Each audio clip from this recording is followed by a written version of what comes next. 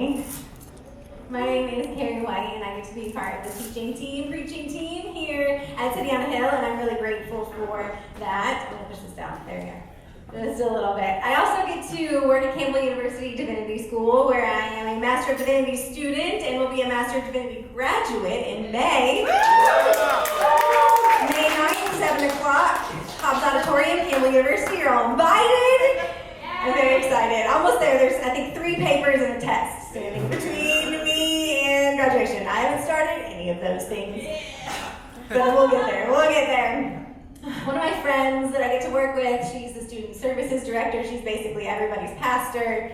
She plans chapel every semester, and last fall she said, Carrie, would you like to preach next semester? And I said, sure, I would love that. It's actually the scariest place to preach, because you're preaching to a bunch of preachers and professors that know way more about the Bible than you do. But I said yes, and then a couple weeks later she came into my office and she was planning Holy Week and the different services that we will do there, and she got to Maundy, Thursday, which is sort of this moment, it's a solemn kind of recognition of the Last Supper and the first kind of kickoff into the Easter weekend, the solemn, kind of tension-filled day, and she thought, who would be really good at this sad sermon?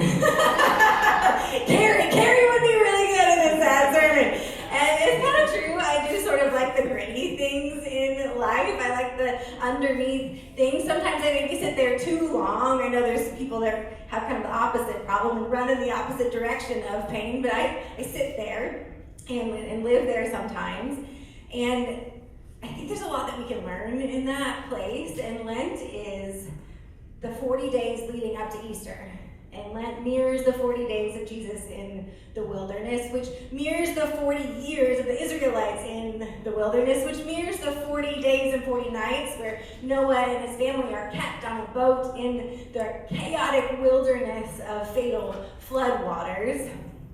Lent is when we pay attention to the frustrating, terrifying, but also magnificent and beautiful fact that we are finite beings. We are finite beings created by an infinite God. And so in this 40 days, we choose to practice the reality of our frailty, our weakness, our desperate need for a God more powerful than our hamster wheel attempts at holding our own lives together. On Ash Wednesday, that's the kickoff to Lent. So this is the first Sunday in Lent. Last Wednesday was Ash Wednesday, and I got to participate in Campbell University's Ash Wednesday service. And I got to impose ashes, so I got to be one of the people that did that. That was a new experience for me, and it was holy. It was really holy. And our campus pastor encouraged us to say these words as we were imposing ashes, as we went down. Remember that you are beloved dust, and to dust you shall return. In life and in death, you belong to God. It was this moment of looking humanity in the face, not just my own, but the humanity of the people that I love and work alongside as well. To recognize that they are beloved, to name that they are beloved, but also finite. It was this connectedness in Lent, in a space where not only am I recognizing my own weakness, but we're all in that together, right? It takes away these power structures of who is most successful, who has the most money, we're all in this human experience together. God chose dust as the material out of which he created us. Dirt, soil, which comes from other living things having run their own course to become the substance from which new life comes. Life comes from death over and over and over and over again. We are alive today because something has died and created soil, and something new was grown so that we can eat it, so that we can keep going. And if you're wondering how soil existed in the garden before death, that's a great question. I don't know. I wonder that as well. But there's just truth to that, right? That death comes from life in our very beings. I love Lent because I feel weak all the time.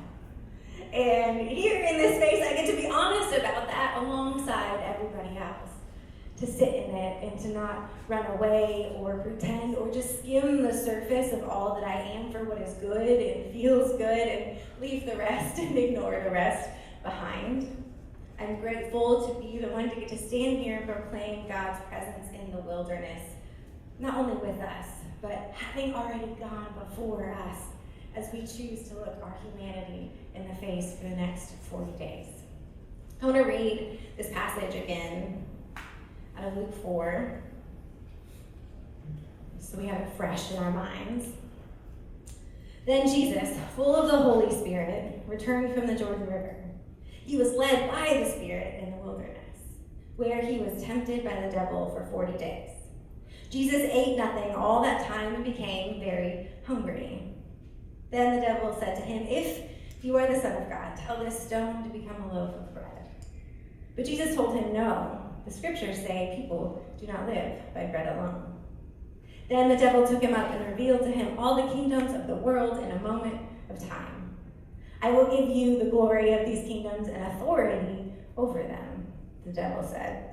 "Because they are mine to give to anyone I please. I will give it all to you if you will worship me."